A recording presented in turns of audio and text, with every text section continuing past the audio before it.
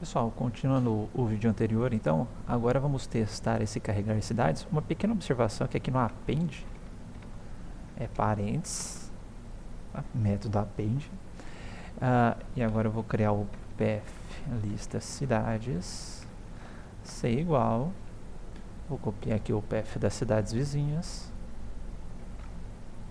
vai ser path lista cidades vizinhas, na verdade. Bom, e aqui então eu vou chamar a função nova, que é o carregar cidades vizinhas, e vou passar o path lista cidades vizinhas.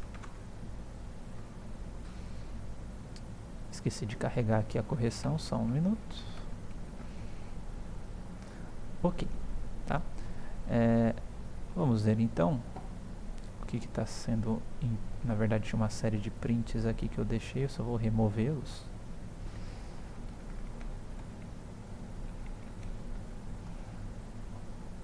Agora sim, tá?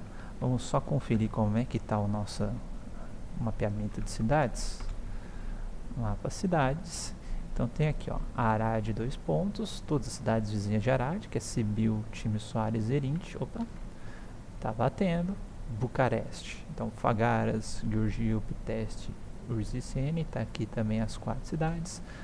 Craiova também estão com as 4 cidades. Drobeta também com as 4 cidades, assim por diante, tá? Então, nosso mapeamento de cidades aí foi feito de maneira correta, tá? E para a gente ter algo parecido com o que a gente viu na parte de buscas, tá? Eu vou criar uma função aqui, que é o gerar sucessores. Só se em algum momento da nossa busca a gente pedir para gerar os sucessores, a gente já faz esse mapeamento automático, não precisa fazer isso na mão e fica tudo padronizadinho, tá? Quando a gente tiver um outro problema de busca também. Então, gerar sucessores, eu vou ter o self, vou passar a cidade na qual eu quero obter os sucessores. E aí basta simplesmente eu retornar self cidades e cidade, certo? Que ela vai recuperar a lista do mapeamento daquela cidade, tá? Assumindo que eu sempre vou passar uma cidade que já existe, uma cidade válida do meu problema de busca, tá? Senão, eu teria que fazer um if, tá? Cidade em cidades. Aí sim eu retornaria isso, senão eu daria um return none. Bem que estou assumindo que o nosso problema vai estar bem controlado para esse problema. Bom, dado isso, a gente mata a nossa classe mapa, tá? Eu vou ter uma outra classe dentro desse problema aqui.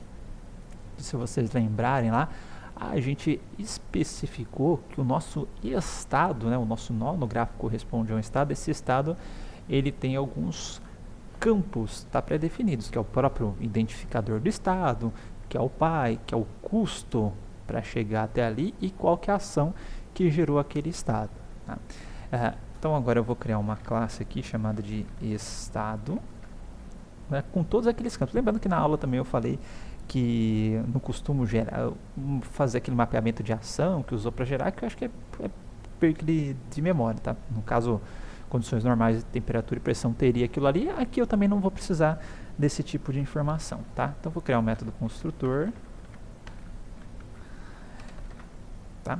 Para criar um estado, bom, obviamente tem que ter o self, eu vou ter o identificador do estado, eu vou ter o custo do estado e vou ter o pai do estado, tá? Então aqui basicamente, esqueci dos 2 pontos, vou ter o self identificador, vai ser igual ao identificador, vou ter o self custo igual ao custo, self pai igual ao pai, certo? Esses são os atributos que a gente vai utilizar para o estado, tá?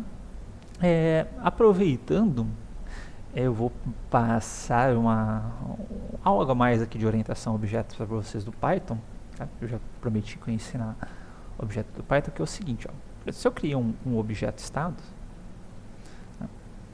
Eu vou criar um estado aqui embaixo, ó, estado igual estado, identificador Arade, a gente tinha o segundo atributo, custo 0 e o pai, vou colocar um tracinho, como se tivesse começado a busca por arad, tá?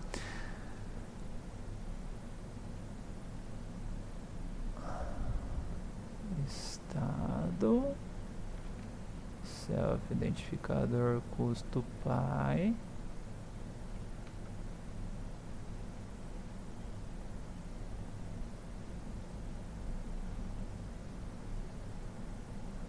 Ah, eu errei no init aqui.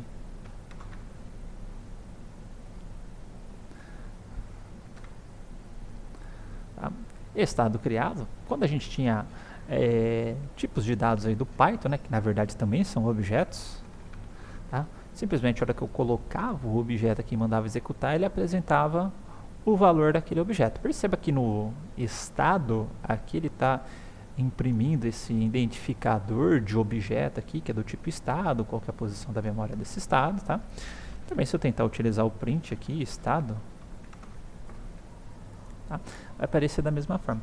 Existe um conjunto de métodos no Python que são chamados de métodos especiais, tá? Que são métodos que o Python vai tentar invocar automaticamente do objeto quando eles são invocados, passados por uma função ou mesmo utilizados diretamente no terminal, tá? Se vocês lembrarem que a gente tem aquele toString em todos os objetos Java, e a hora que a gente tinha implementado esse toString no objeto, a hora que eu chamava o printout.ln, ele chamava automaticamente esse objeto. No Python é a mesma coisa. Existem inúmeros métodos aí que são chamados de métodos especiais no Python, que é para caso eu passar esse estado, por exemplo, uma função print, ele imprimiu o valor do estado, alguma informação do estado. Para a hora que eu digitar o estado aqui na minha linha de comando, ele também já passar esse valor que eu pré-defini para o estado. Para a hora que eu utilizar a função len, que é muito utilizada para definir tamanhos de estruturas no Python, por exemplo, tamanhos de lista, etc., ele responder qual seria o tamanho desse estado, por exemplo, tá? Então a gente consegue implementar todos esses métodos dentro dos objetos. Inclusive maior, se eu quiser fazer um objeto, um estado 1, se é maior que o estado 2, eu consigo fazer isso funcionar se eu implementar os respectivos métodos especiais, tá? Aqui eu vou passar um bem basicão para vocês, que é o def, tá? RPR, de representação, tá? E todo método especial ele começa com esses dois underlines e termina com esses dois underlines.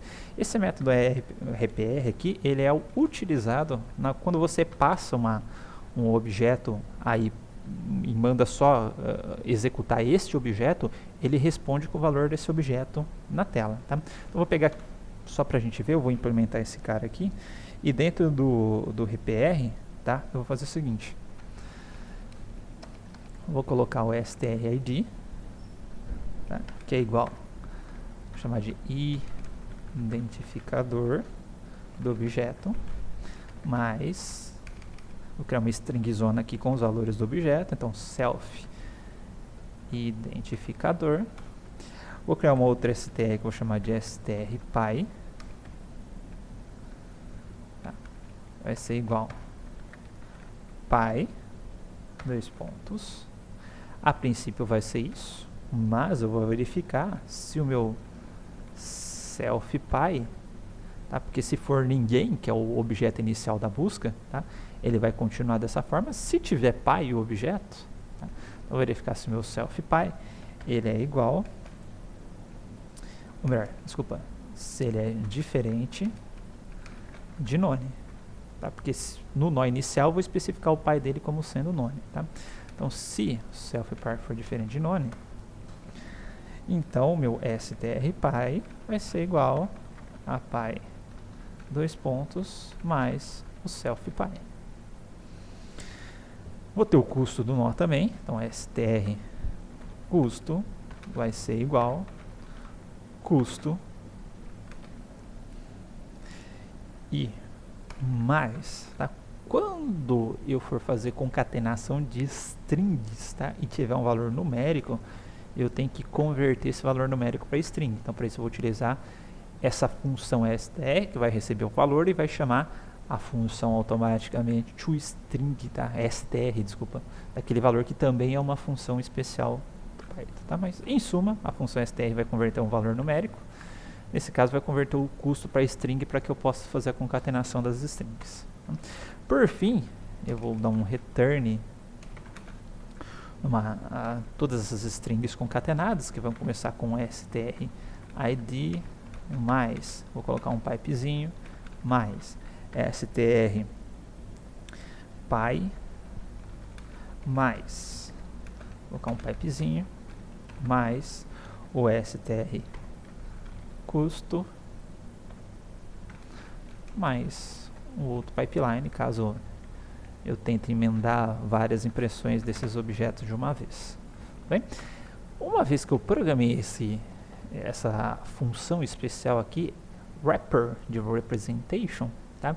Se eu gerar um novo objeto aqui, escrever esse objeto na tela, automaticamente, deu um custo, é self custo, desculpa, self custo, que é o custo do objeto,